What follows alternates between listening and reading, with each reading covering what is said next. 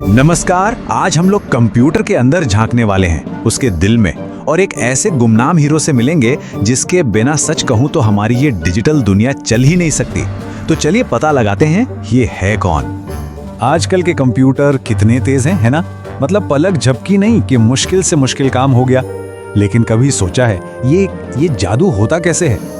मतलब एक मशीन एक सेकंड में अरबों, जी हाँ, अरबों कैलकुलेशन कैसे कर सकती है? कहां से आती है इतनी पावर? बस यही सवाल है जिसके जवाब की तलाश में हम आज निकले हैं। तो इसका जवाब छिपा है कंप्यूटर के दिमाग में, जिसे हम सब सीपीयू यानी सेंट्रल प्रोसेसिंग यूनिट के नाम से जानते हैं। पर सीपीयू के भी अंदर एक ऐसा छोटा सा पर बहुत मेहनती हिस्सा है जो कभी नहीं थकता, लगातार काम करता रहता है। तो चलिए मिलते हैं इससे। इसका नाम है ALU और यही है सीपीयू का असली मास्टर कैलकुलेटर। सारा भारी भरकम हिसाब किताब, सारी मैथ्स यही करता है।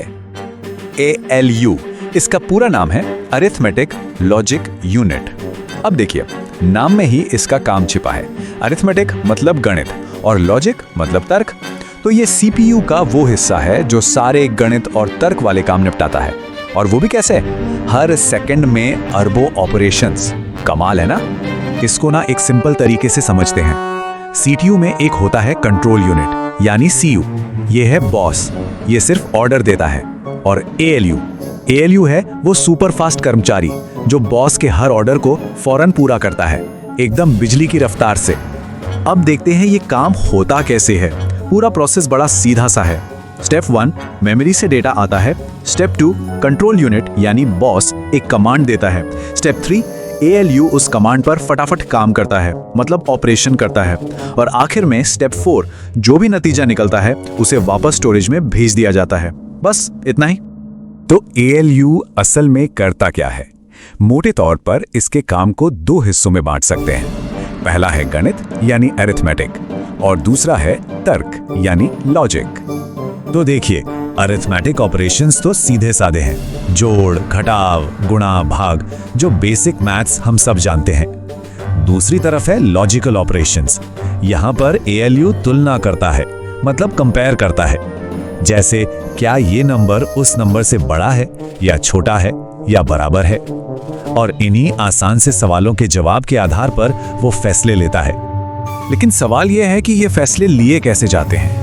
यहीं पर एंट्री होती है लॉजिक गेट्स की।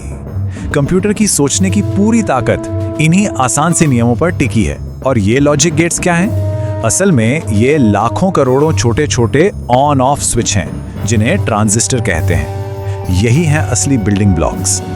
चलिए सबसे पहले और सबसे आसान वाले से शुरू करते हैं, नॉट गेट। इसका काम बहुत सिंपल है। इसका बस एक इनपुट होता है और ये जो भी इनपुट आता है उसका ठीक उल्टा कर देता है। मतलब एकदम सीधा हिसाब। अगर इनपुट 1 है तो आउटपुट 0 हो जाएगा, और अगर इनपुट 0 है तो आउटपुट 1 हो जाएगा। बस उल्टा कर देना है। इसके बाद आता है OR गेट। अब इसमें 2 इनपुट होते हैं। इसका नियम भी इसके नाम जैसा ही है। अगर पहला इनपुट 1 है या फिर दूसरा इनपुट 1 है, दोनों में से कोई भी एक, तो आउटपुट 1 होगा।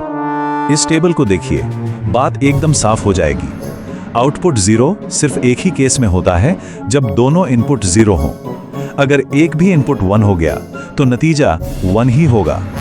और अब तीसरा है AND गेट। ये वाला OR गेट से थोड़ा ज्यादा सख्त है।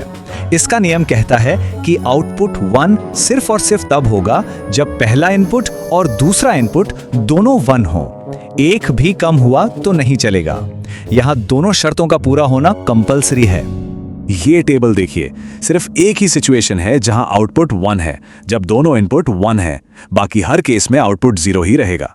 और मजे की बात यह है कि इन्हीं 3-4 सरल गेट्स को जोड़ तोड़कर कंप्यूटर के सारे जटिल से जटिल लॉजिक बनाए जाते हैं। तो इन बेसिक बिल्डिंग ब्लॉक्स के साथ ALU का टूल किट काफी बड़ा हो जाता है। इसका काम सिर्फ जोड़ घटाव या एंड और तक ही खत्म नहीं होता। ये नंबर्स को कंपेयर कर सकता है, ये बिटवाइज ऑपरेशन कर सकता है, मतलब डेटा के अंदर घुसकर एक एक बिट को बदल सकता है। ये बिट्स को लेफ्ट या राइट शिफ्ट भी कर सकता है। और हाँ, हिसाब किताब के दौरान जरूरी डेटा को रखने के लिए इसके पास अपनी छोटी सी टेम्परेरी मेमोरी भी होती है। ये जो बात कही गई है ये एकदम पते की है। ALU की असली शक्ति यही है कि वो किसी भी मुश्किल से मुश्किल काम को छोटे छोटे आसान बाइनरी ऑपरेशंस में तोड़ देता है।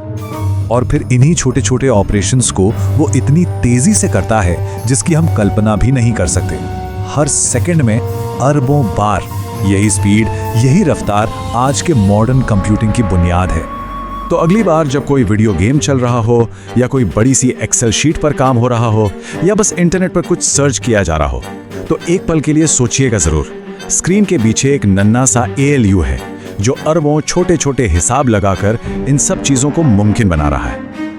और ये हमें एक बहुत ही दिलचस्प सवाल पर लाके छोड़ देता है। जब लॉजिक के ये छोटे छोटे इंजन, ये ALU और भी ज्यादा स्मार्ट और तेज हो जाएंगे, तब कंप्यूटिंग का भविष्य कैसा दिखेगा, इस पर सोचा जा सकता है।